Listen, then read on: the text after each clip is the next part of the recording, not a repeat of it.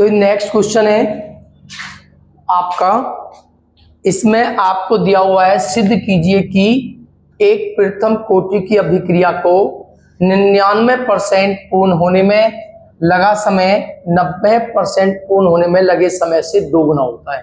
ये important question है और ज्यादातर पेपर में पूछे जाते हैं इस टाइप के क्वेश्चन। तो आपको किस प्रकार ध्यान देना है, आपको प्रथम कोटि की अभिक्रिया दी हुई है।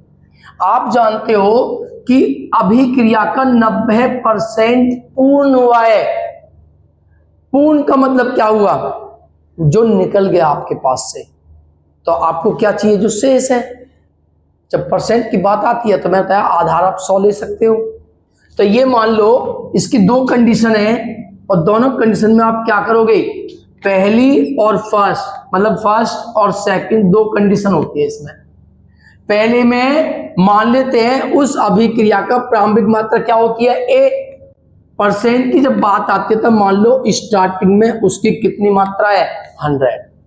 ठीक है, कितने परसेंट पूर्ण हो चुकी है, 99, यानी कि ये निकल चुकी है।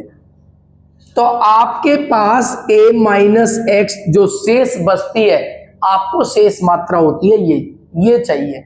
तो कितनी बची आपके पास, बोलो 1, क्योंकि 100 में से 99 निकल गई है, पूर्ण हो गई है, अपघटित हो गई है, एक ही बात है। अपघटित हुई है, पूर्ण हुई है, वो आपकी क्या है, निकल चुकी है, वो आपकी x की वैल्यू होती है। तो यानी कि आप x 99 ले सकते हो। तो आपके पास a माइनस एक्स क्या बचा, 100 माइनस 1 इक्वल टू 1, क्योंकि ये तो पूर्ण हो गई है और पूर्ण होने वाली क्या होती है, x। आपने देखी है कि कोई अभिक्रिया a और यहाँ पे 0 a से b बनाया आपने, ठीक है। तो अब स्टार्टिंग में 0 होता है, जब यहाँ पे कुछ निकल जाता है x तो बोलो शेष मात्रा a माइनस एक्स, ये शेष मात्रा आपको जरूरत होती है। x विघटित मात्रा है, ये आपकी क्या है, ये शेष है, ये विघटित है, यानी कि पूर्ण हुई है जो। तो पूर्ण आपकी 99%, तो a माइनस एक्स क्या बची आपकी 1। अब क्योंकि प्रथम कोटि की अभिक्रिया है तो उसके लिए हमने क्या फॉर्मूला होता है, बोलो याद है, 2.303 अपॉन के, मैंने डेरिवेशन कराई हुई है, आप पिछली वीडियो में जाकर देख सकते हो। Log a upon a minus x, ये आपकी प्रथम कोटि की अभिक्रिया का व्यंजक है। तो इसमें जो समय लगा है, मान लो हमारा t1 है, क्या है, t1 इस अभिक्रिया के लिए। तो t1 बराबर 2.303 बटे के और लॉग बोलिए a के स्थान पर क्या है, 100। जो प्रारंभिक मात्रा है वो 100 है, ध्यान से देखना है। a माइनस एक्स शेष मात्रा कितनी है आपके पास, a। यही इसी को हम समीकरण इसे थोड़ा और सोल्व कर सकते हो। 2.303 अपॉन के लॉग बोलिए 100 को लिख सकते हो 10 की पावर 2, सही है। और जो घात होती है लॉग में, वो घात लॉग के आगे आ जाती है। तो t1 क्या हुआ, 2.303 अपॉन के और 2 लॉग 10 इक्वेशन फर्स्ट। ये बात ध्यान रखनी है, जो घात होती है वो लॉग के कहां आ जाती है, आगे आ जाती है। तो जो घात है आपकी वो लॉग के आगे आती है, ये आपकी फर्स्ट कंडीशन है जिसमें समय आपको t1 है। सेकंड में क्या है, 90% में लगा समय, वो हमारा क्या है, t1। 90% में लगा समय, ये मान लेते हम क्या है हमारा, बोलो t2। ये निकल है ना, 90% पूर्ण हुआ है। आपकी प्रारंभिक मात्रा क्या है, बोलो a 100। तो बोलिए कितना परसेंट पूर्ण हुआ है, 90% आपका पूर्ण हुआ है। तो बोलिए a माइनस एक्स कितना बचा आपके पास, 10। जो पूर्ण हुआ उसे माइनस कर दो, आपके पास 100 है।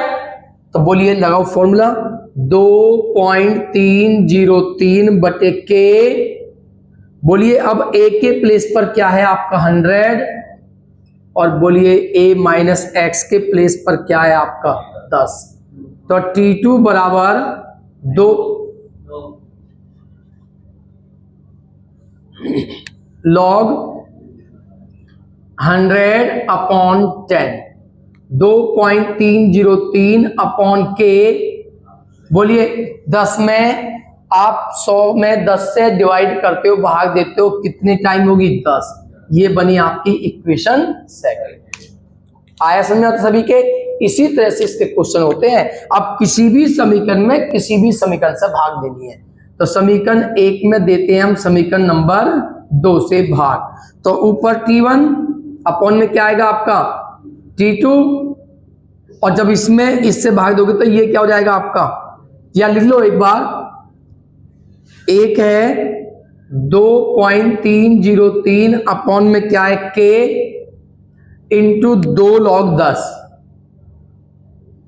ठीक, अपॉन में भाग देनी है इस 2.303 अपॉन के और log 10, तो T1 अपॉन T2 बराबर, देखिए इससे क्या हो गया आपके कैंसल, log 10 से log 10 कैंसल, क्या बचा ऊपर 2 अपॉन में क्या बचा 1, क्रॉस मल्टीप्लाई इसकी यहां पर रहेगी, तो बोलिए T1 इक्वल क्या हुआ T2। यही हमें सिद्ध करना था कि इस अभिक्रिया में लगा समय 90% अभिक्रिया में जो समय लगा है उसका क्या होता है 2 गुना, ठीक है। 99% पूर्ण होने में लगा समय 90% पूर्ण होने में लगे समय का कितना है 2 गुना है, यही हमें सिद्ध करना था। तो एक इस क्वेश्चन का आंसर इसे नोट्स कीजिए।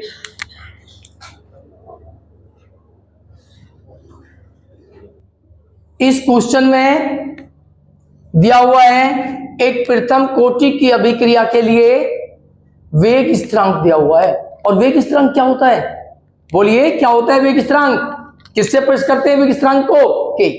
तो जो वेग स्थिरांक के के की वैल्यू आपके पास 60 है, ठीक है। अभिक्रिया की प्रारंभिक सांद्रता क्या होती है, प्रारंभिक सांद्रता ए, ये होती है प्रारंभिक सांद्रता ए। मान लो चलो ये ए ही है आपकी प्रारंभिक सांद्रता का 1/16 भाग रह जाने पर, ये जो 1/16 भाग है ये रह जाता है, शेष है आपके पास, विघटित नहीं हुआ है, विघटित नहीं हुआ है, ये शेष है, इतना रह जाता है आपके पास, तो शेष है, और शेष क्या होता है a माइनस एक्स, कितना, प्रारंभिक सांद्रता का 1/16 भाग।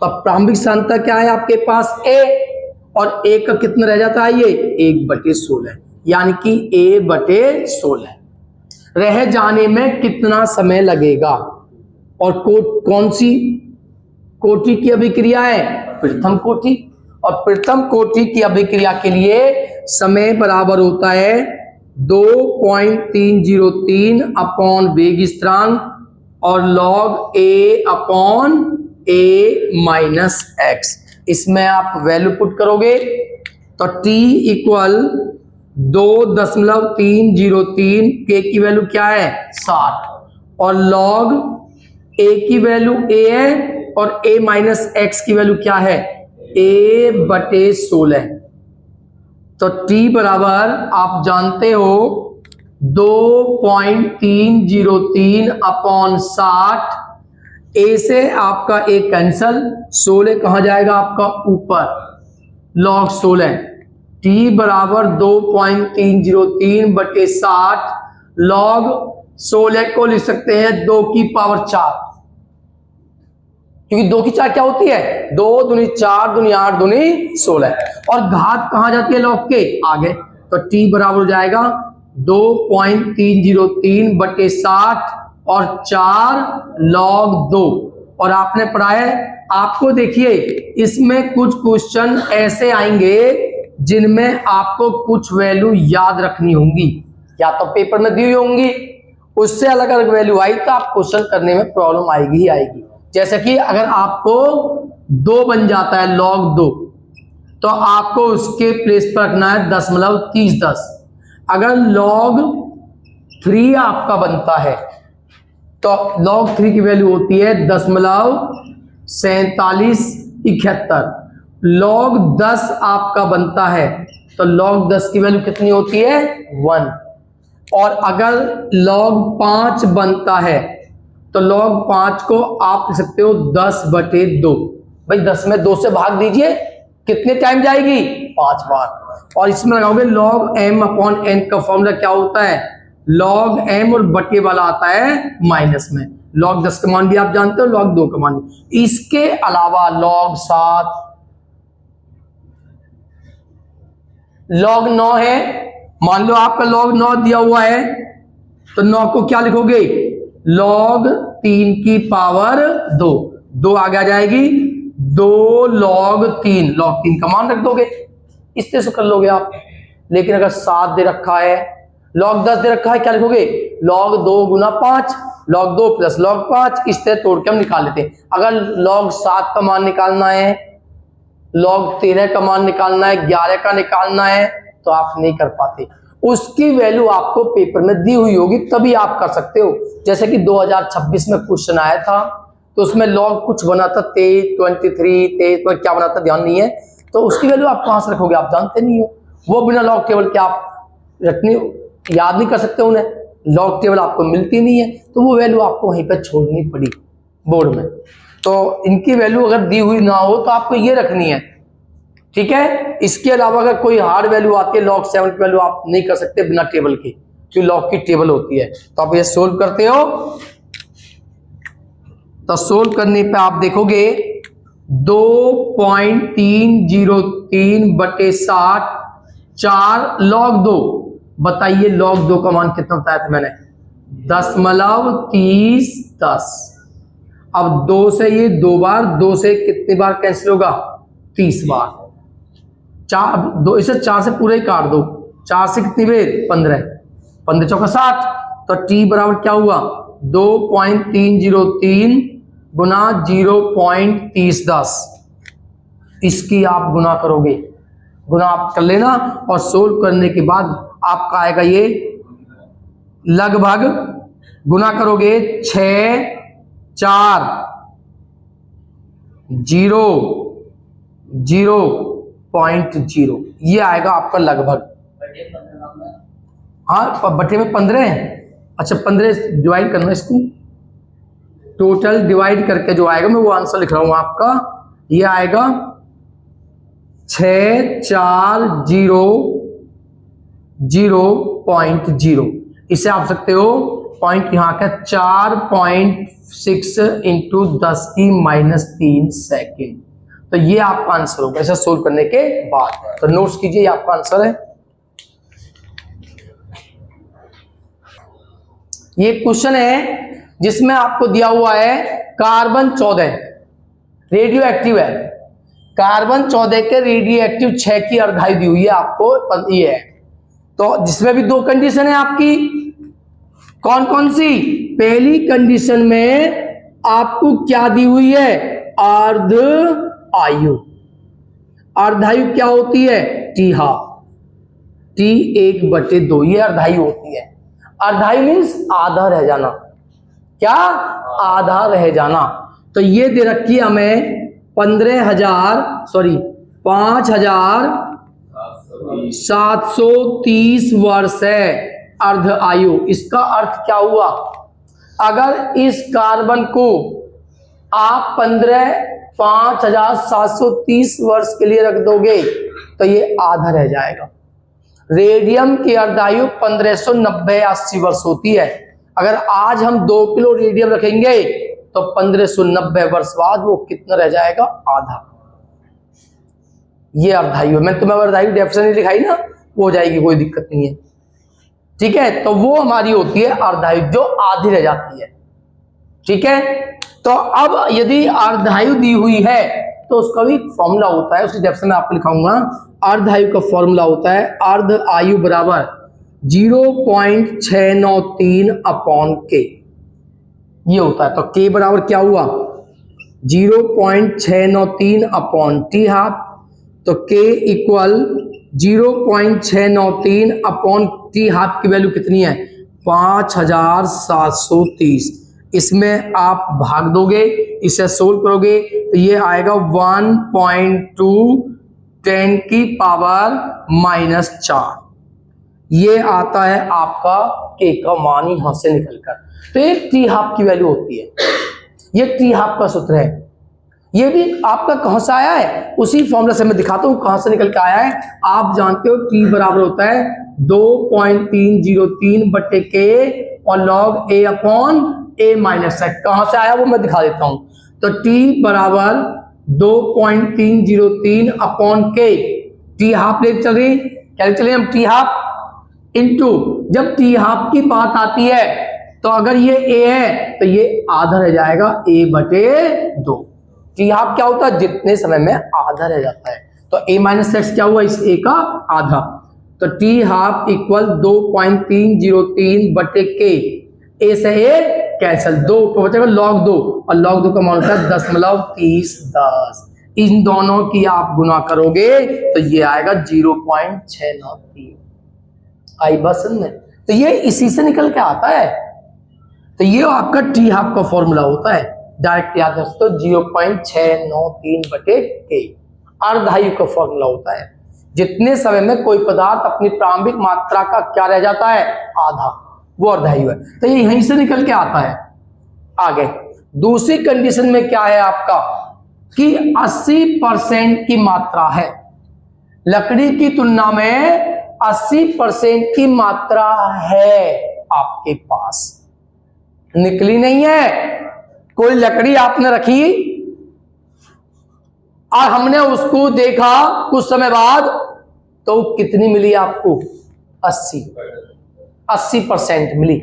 यानी कि अगर सेकंड कंडीशन में a बराबर 100 है, परसेंट में आप 100 लेते हो, तो बोलिए a माइनस एक्स क्या होगा, 80, क्योंकि 80 है, जितनी हुई है, निकली नहीं है, ये है, और जो है वो क्या है आपके पास, a माइनस एक्स शेष है। तो अब आप जानते हो इसमें कितना समय लगेगा इस नमूने में, तो आपको t निकालना है। तो आप जानते हो t बराबर होता है 2.303 अपॉन के और log a upon a minus x. तो 2.303 के की वैल्यू आपने निकाली है क्या, 1.2 10 की माइनस 4, log a की वैल्यू क्या है 100 और log a माइनस एक्स की वैल्यू क्या है 80। 0 से 1 0 कैंसल, तो आपका बच्चा t बराबर 2.303 और 1.2 10 की माइनस 4। इसे आप देखोगे 10/8, 2 से मत कैंसिल करना 10 को, क्योंकि log 5 आ जाएगा, फिर भी हमें उसको 10 बनाना होगा, log 10 का मान कितना होता है 1। तो इसमें फॉर्मूला यूज करना है बस आपको, 2.303 अपॉन के की वैल्यू 1.210 की माइनस 4। बोलिए log m अपॉन n, और log m अपॉन n का क्या फॉर्मूला होता है, जो अपॉन log अलग अलग जाता है दोनों के साथ और अपॉन वाला माइनस में, तो आप लोगे log 10 माइनस log 2। तो t बराबर 2, इनके तमाम जानते हो आप, 303 अपॉन 1.2 10 की माइनस 4। अब आप log 10 का मान मैंने बताया था कितना होता है 1, और log 2 का मान 10.30। अब यहां से आप इसे सोल्व करना, ठीक है। सोल्व करोगे, एक में से इसे क्या करोगे माइनस, और माइनस करने के बाद इसे सोल्व करोगे तो ये आएगा आपका लगभग 1845 वर्ष। तो 1845 वर्ष के बाद अर्धायु तो इसकी ये है, 5000 में तो आधा रह जाता है, लेकिन इतना रहने में इतना समय लगेगा 1845 वर्ष। ये इसका आंसर है।